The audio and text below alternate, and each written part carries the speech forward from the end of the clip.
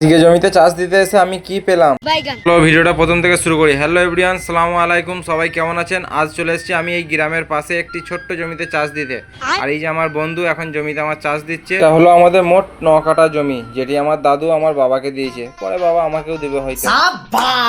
তোমরা তো আগের ভিডিওতে এবং আগের রিলেতেও দেখেছো এই ট্র্যাক্টরটাতে আমি সব জমি চাষ দিই। হ্যাঁ, আর এই ট্র্যাক্টরটাতে আমি সব জমি এবারে চাষ দিচ্ছি, কারণ এটা হলো একটি 4 হুইলার গাড়ি। लेकिन ये साला कर क्या रहा है यहाँ पे।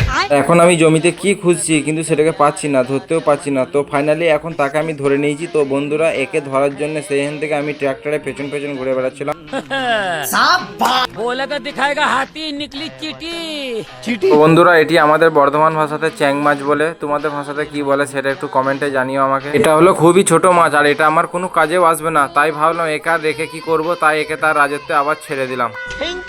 দেখছো বন্ধুরা, মাছরাও থ্যাংক ইউ জানাচ্ছে, অথচ তোমাদের জন্য এত কষ্ট করে ভিডিও বানাচ্ছি, তোমরা লাইক কমেন্ট শেয়ার কিছুই করছো না।